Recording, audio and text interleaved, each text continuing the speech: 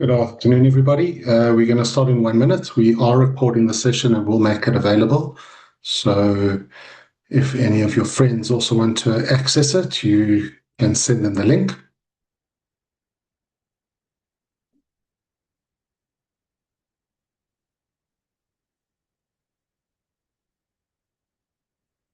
Thank you, everyone, for joining us.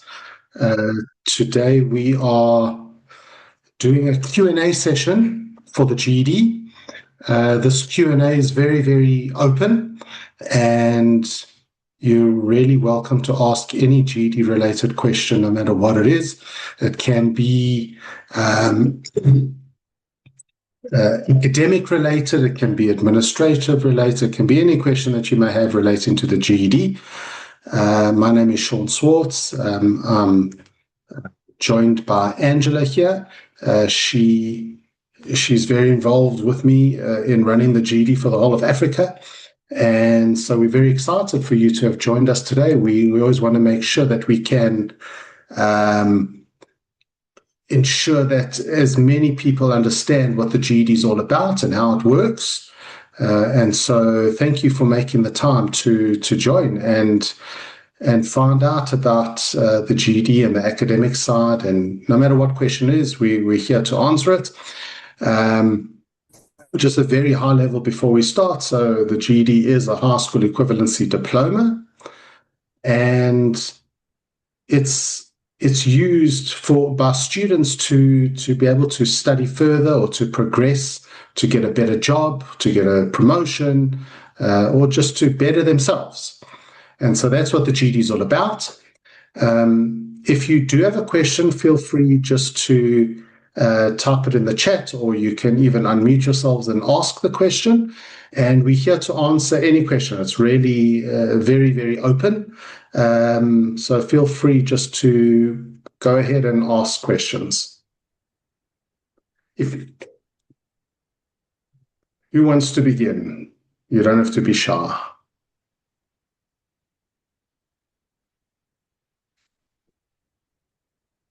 Anzette, I see you have a question. No, MS, I don't have. No questions from. So everyone I knows. do. Yes, who's that? Ruan Legrandzi. Hello, Ruan. Go ahead. What's your question? I just have one simple question about specifically writing on GED. Yeah. So the practice test, the free practice you do for writing, I just want to know who reviews the essays you typed for the practice test. Yes, I'm going to let Angela talk about it in more detail, but it obviously depends on what learning material you're also using.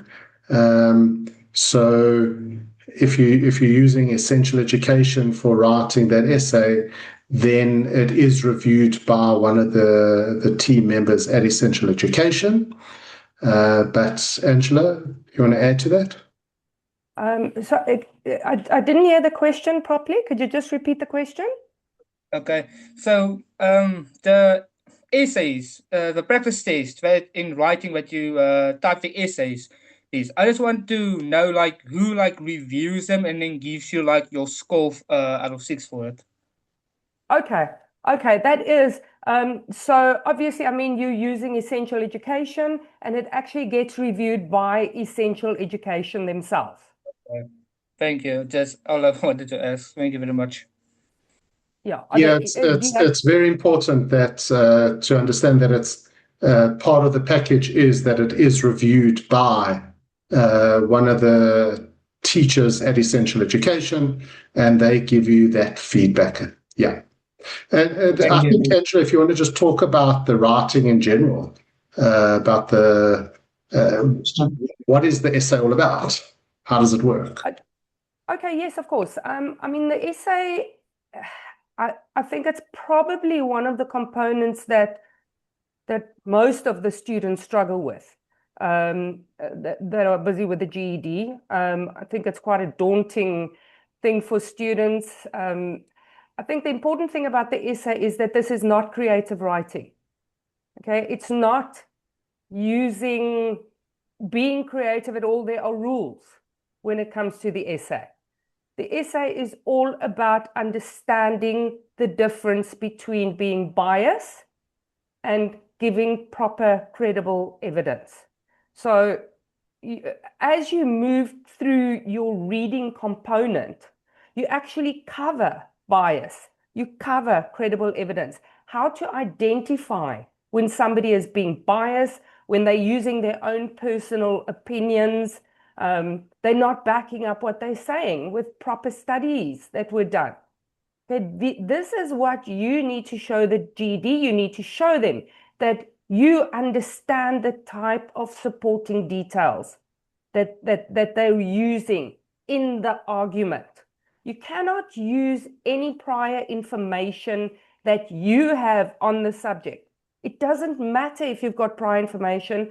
The GED does not, they don't care about your own personal opinions.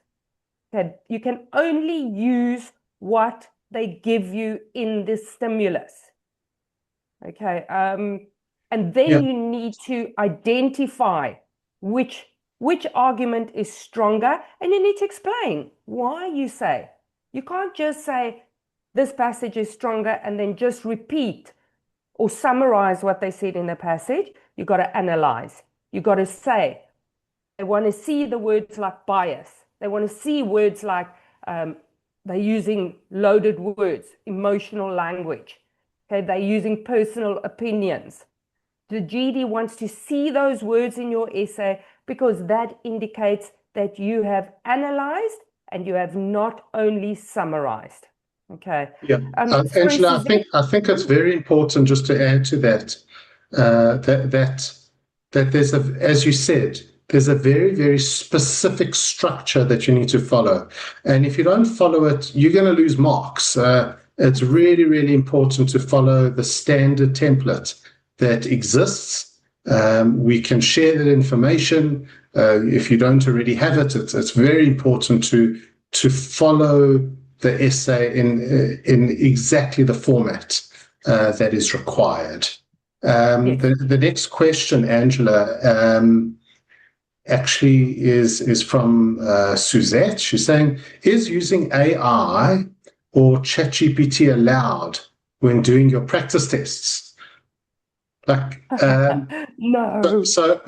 I mean, in theory, we can't stop you from using ChatGPT or AI in general when using the practice test, but it defeats the whole purpose. Why? Because you'll pass the practice test, but who says you're going to pass the final test? There's no point at all in doing a practice test by just cheating, because you're not allowed to use AI in the final test, and so you'll just bomb out in the final test, and you'll be wasting a huge amount of money. The final tests are very, very expensive, and so what's the point if you're not ready to write the final test? Why find a way of getting into the final test and then throwing the money away? I mean, the practice test is done at home, but we highly recommend that it is done in an invigilated environment, as if you were sitting and writing the final test. It's an official test. That's why the GED themselves have made it that you have to pass it before you can do the final test. But they're not doing it in invigilated environment because that costs money. And so you need to make up your own invigilated environment, do the practice test properly, because if you do well in the practice test in an invigilated environment, the likelihood of passing the final test is actually very, very high. So it's very, very important that you treat the practice test properly. Okay. I see Crossover School have a question. Crossover School, do you want to unmute yourselves and ask your question?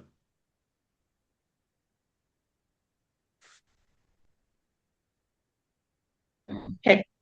Sorry, sir. I have a question.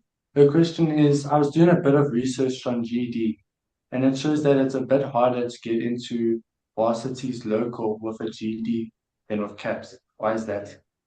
Yeah, so firstly, the GED and all other foreign qualifications have to jump through many, many different hoops to be accepted into a public university. The GED in general, if you ask the question, and it's the first thing we tell everybody when they speak to us, and that is that if you want to study at a public university in South Africa, and public means UNISA, UCT, WITS, UJ, any of those types of universities, the likelihood of getting in is very, very, very, very low, to the point that we say you can't get in, especially with the GED.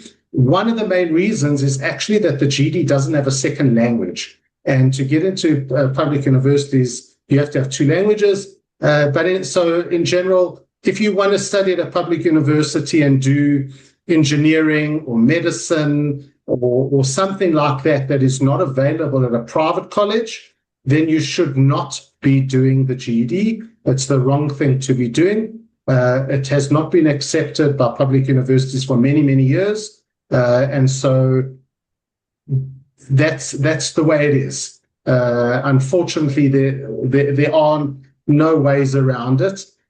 People do say, well, if they've come up with extravagant ways of trying to get into university, but there's zero guarantee that they will work. And so in general, when we get asked the question, can I study at a university in South Africa with the GED? Our answer is no. You can, however, study at a private college with the university. A private college still issues degrees. So you can go to Eduvos or Studio or Boston City campus where they offer degrees, and you can do their degrees.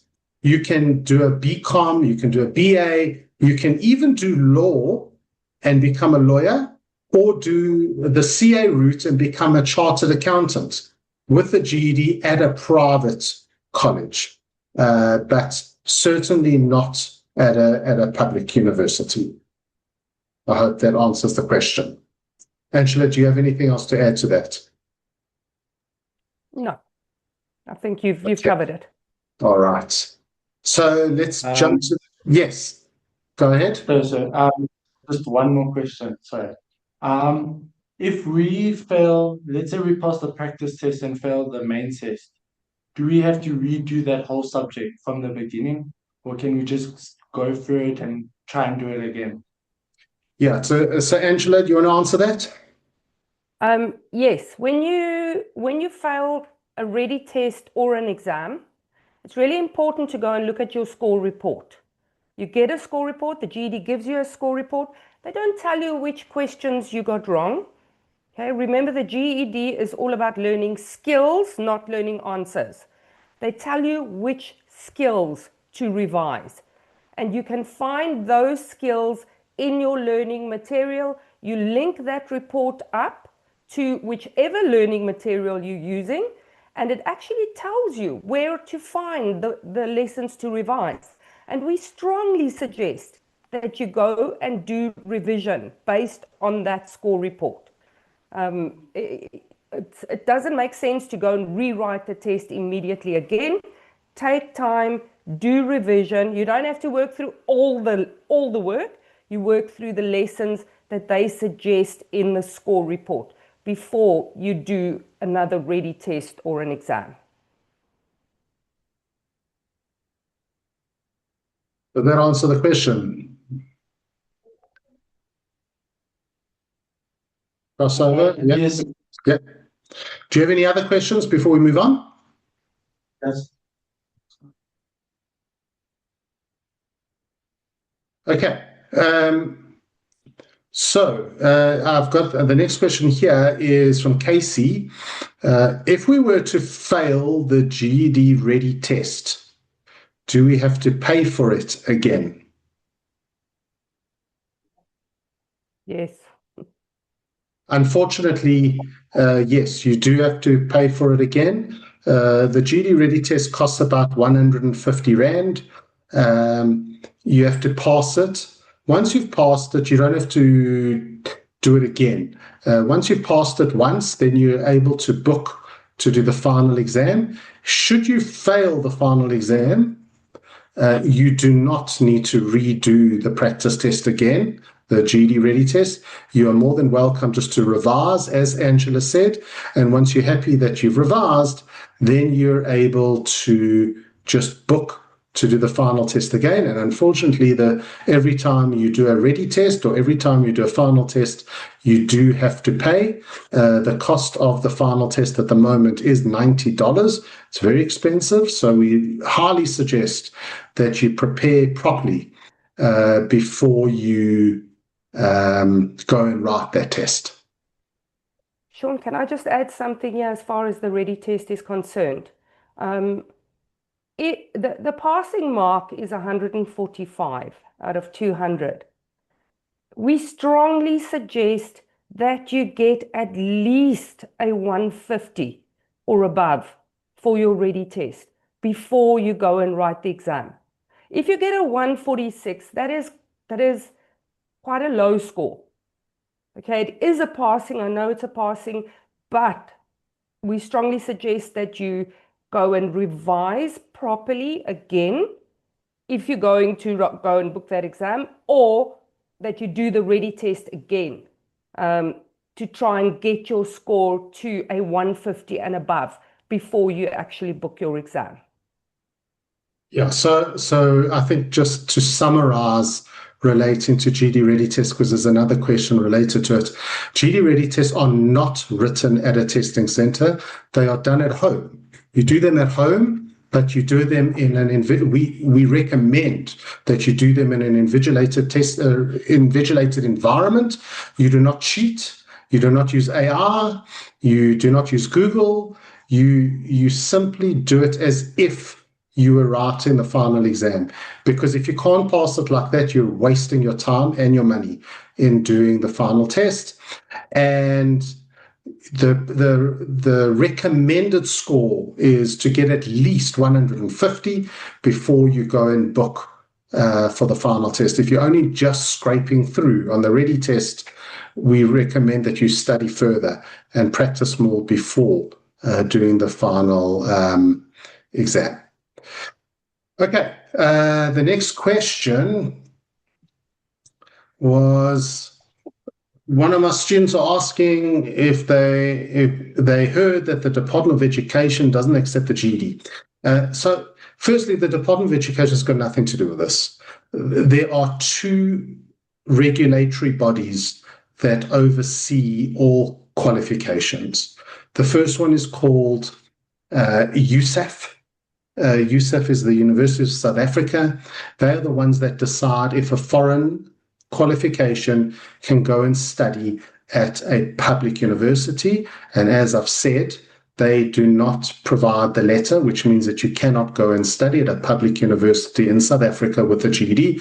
You can, however, go and study at a private college in South Africa. You can even become a chartered accountant or a lawyer or get your BCom in management or whatever it is that you want to do, but you will not get into a public university.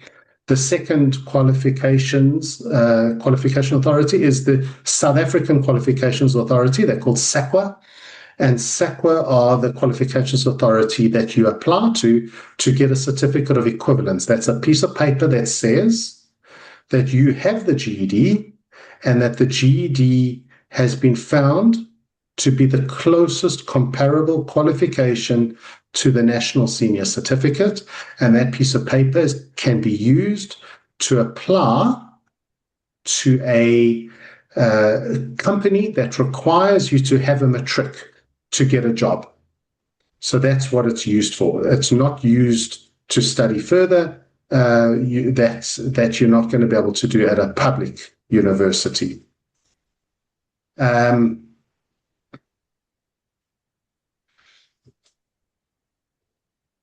So the next question here is, I wanted to ask, when is the right time to write a practice test? Angela, how do you know when you should do a practice test? Hi, Moloki. If you're working on essential education, you will see that it is giving you, it actually tells you that you have a score of, I think it's over 155, and you move into the blue, and that is on your last practice test. Okay, we strongly suggest that you work through all the online learning until you get to the last practice test. If you have a score of 155 and above on that practice test, then it moves into the blue, and it'll tell you that you're ready. You can now go and write the ready test. The other, on the Learn a Lot system, if you're working on Core Campus, then it is 80%. If you get 80% for your last practice test, then your score is high enough and you can go and do the ready test. Does that answer your question? Good. Right. Thank you.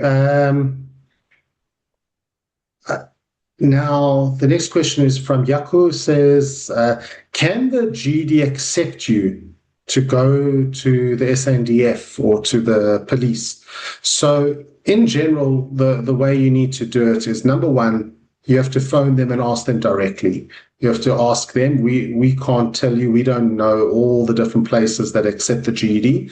But in general, what you need to do is you need to provide these types of places with your SAQA certificate. So you need to apply to SAQA, the South African Qualifications Authority, for your certificate of equivalence. Because without that certificate, they're not going to understand what the GED is or at what level it is.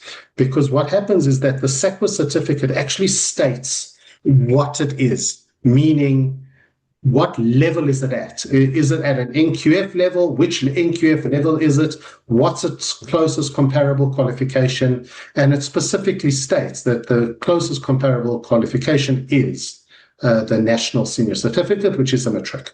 And so you need to contact the SANDF directly into, I'm assuming, their applications department of some sort, and tell them, you have a GED or you're working towards the GED, and the GED is a high school equivalency diploma, and can they accept the GED as an entry requirement? And if they do, then they will most probably want that SAQA certificate. They're not going to accept it without the SAQA certificate. Okay. Anzet, she says, is the GED ready test on video, or is it like a practice test? So it's done on computer. It's multiple choice questions, exactly like you've practiced and exactly like you'll be doing on the final exam.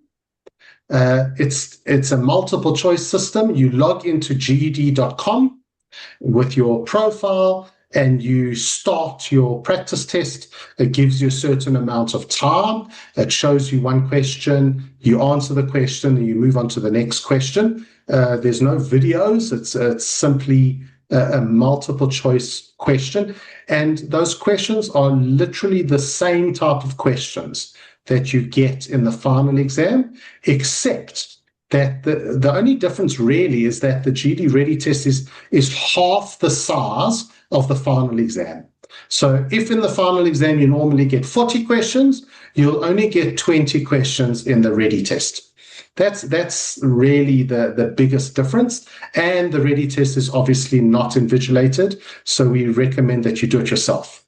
Ask a parent or ask somebody to invigilate you while you're doing it, because that's really the way it works in the final test, and you need to get used to that as well. Angela, anything to add over there? Yeah, I think for our schools also, that we've got some of our schools that have attended also today. When your students write their Ready tests, possibly let them come in to the center. I know a lot of the students do study from home, but when they're doing a Ready test, let them come and write their Ready test in the center where they can be invigilated. And like it will be when they in the actual exam. I think that will really help the students a lot. Yes, absolutely. Good. Crossover Schools asking, do universities in Tokyo or the University of Tokyo themselves accept the GED? if somebody wants to pursue a degree like astrobiology, well, you need to ask the university themselves. You need to contact the department that deals with foreign acceptance, or even just the department that deals with astrobiology, and ask them if they would accept the GED, and if they do, what else do they need? Because what happens is a lot of universities overseas do accept the GED. However, they accept the GED together with something else, and it's usually the SATs. And so you would not only have to do the GED, but you'd probably also have to do the SATs or something similar to the SATs, depending on the country and the university. But again, we do not keep a register of every single university or college that accepts the GED, because they change their rules all the time as well. And so we highly recommend that you contact the admissions department directly, speak to them, and find out if you can be accepted with the GED. Okay. Who else has a question? Karen, I see I think you've got your hand up.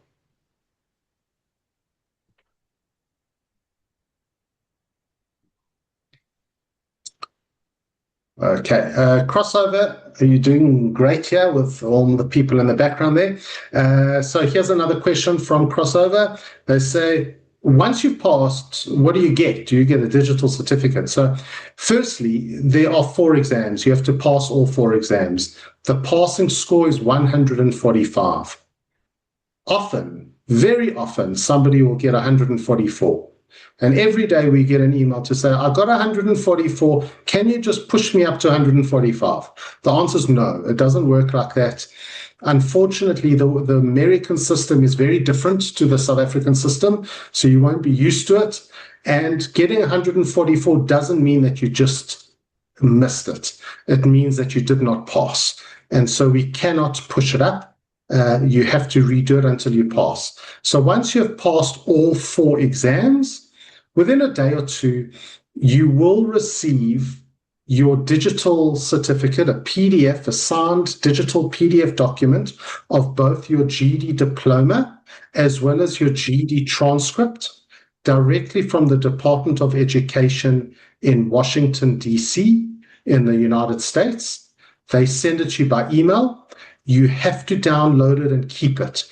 Please do not just leave it in an email. Download it and keep it, because you can only get it for a couple of months, then it expires. Keep it on hand so that you don't have to download it again from the GED.com profile, because if you do have to download it again from the GED.com profile, you'll probably have to pay for it after 6 months.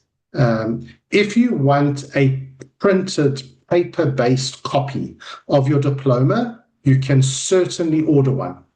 But there is a cost to the printing and the shipping of the GED diploma. The shipping costs are quite expensive. I think it's about $50 or so, unfortunately, $40 or $50. But it's very important that you understand that you cannot order and pay one shipping fee for both your transcript and diploma, because the transcript comes from the GED themselves. The diploma comes from the Department of Education in Washington, D.C., totally different entities. They're not even close together geographically, and so they do not do it together, which means you can't ship it together. You have to order it and pay for each one individually, and then you can get a printed copy that will be couriered to you if you want that. Okay. I had a few things there, Sean. Yeah. On the email, when they email your credentials, sometimes the one goes into your inbox and sometimes the other one goes into your spam folder. If you did not receive both in your inbox, please check your spam folder. It should be there. There always has to be 2.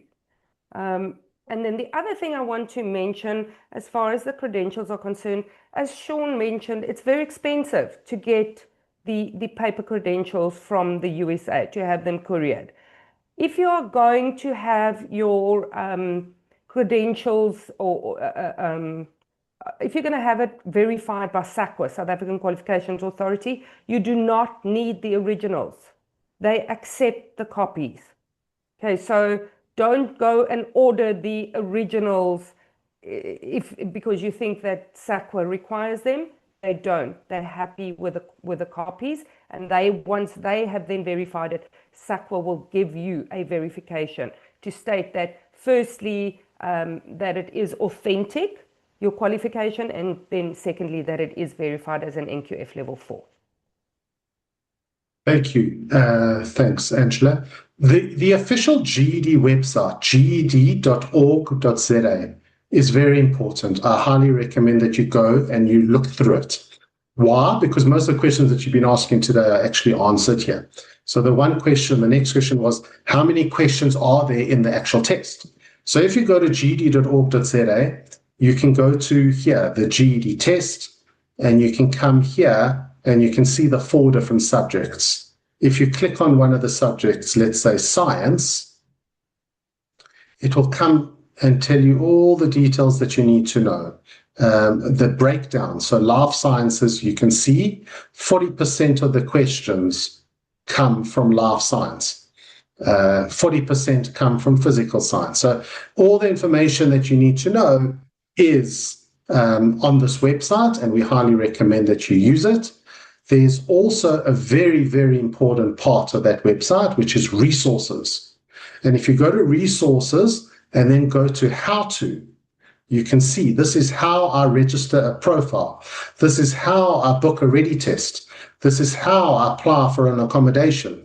This is how you book for an exam if you do have an accommodation. This is how you book your exam. This is how you reschedule an exam. This is how you cancel an exam. All the information here, even how to apply to SAQA, etc.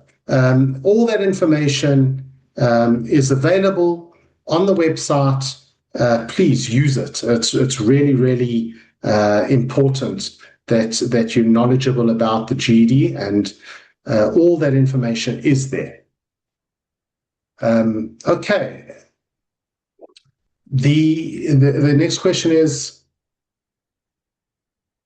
how many questions does the GED Ready test have, and how many questions, I guess, at the same time, does the final test have? Firstly, before we even answer that question, exams are out of 200. The pass mark is 145. You cannot convert it to a percentage because that's not how the American system works. If you do convert it to a percentage, you'll see that it's over 72% is a pass mark. And it doesn't make any sense that you have to get 72% to pass. And so the system works differently. It's not how many questions do I have, and it's 2 marks per question, etc. It doesn't work like that. It's a very complicated process and structure in the background. It doesn't work the same, and that's why I said initially that you can't ask us to push your mark up from 144 to 145 to pass you, because that's not how the system works. It could be that you got 5 questions wrong and you just got 144 out of 445. So it's very different. Please understand that the number of questions are also different on the ready tests and the final tests. It's not always the same. It's approximately the same, but it's not the same. And if people think that they know what they're talking about and tell you that there's exactly 38 questions in the social studies exam, it's rubbish. They do not know what they're talking about. It doesn't work like that. These exams are randomized. The systems decide on the day which exam to give you and how many questions to put in that exam, but it will always be a fair exam. There will be the correct amount of questions per topic in the exam, and that will add up to approximately the percentage pass for each of those topics. And I think one very important thing to remember, or just to add, number one, you cannot bring anything into the exam. You're not allowed to. You cannot bring anything into the exam. You cannot bring a calculator into the maths exam.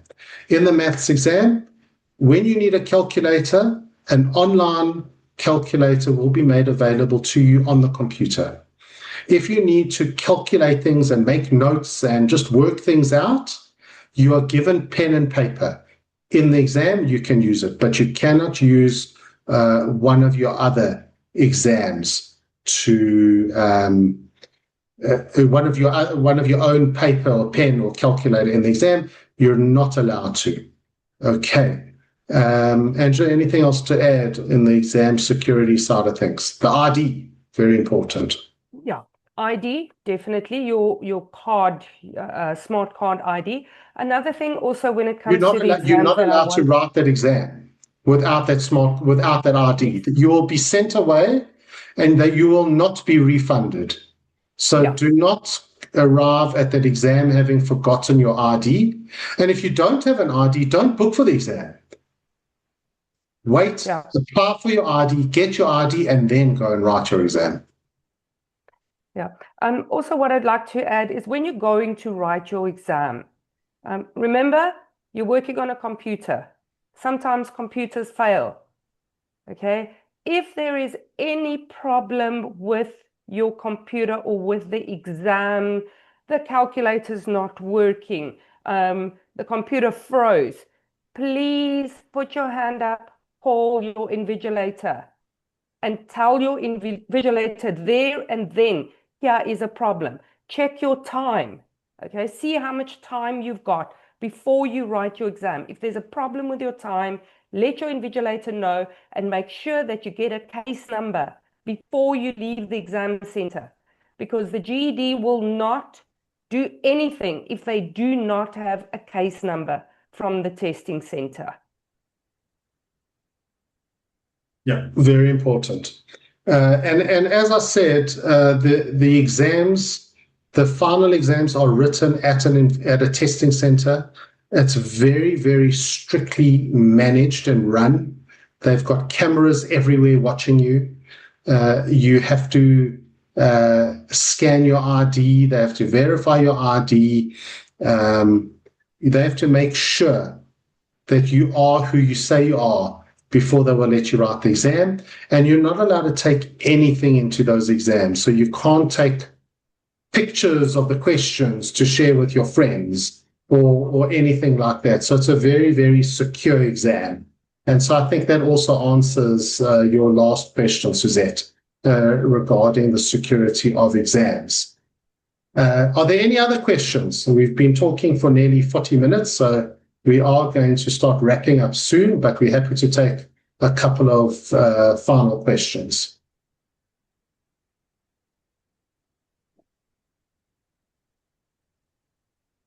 Okay, Jaco, if you want to know, can you be accepted into the SANDF, you have to ask the SANDF.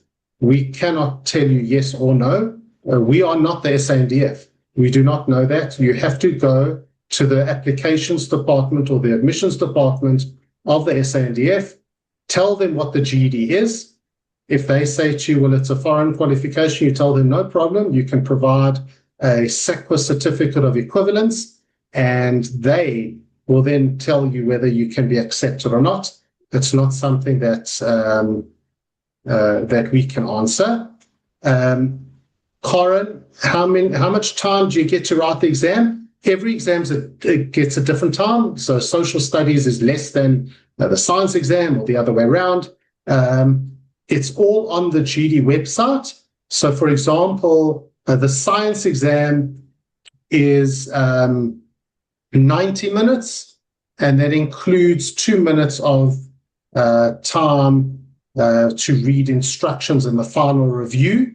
So if you just look at the ged.org.za website and you go and read in read the information on the website. It will tell you exactly to the minute how much time you get for each of the exams. They're all different. Can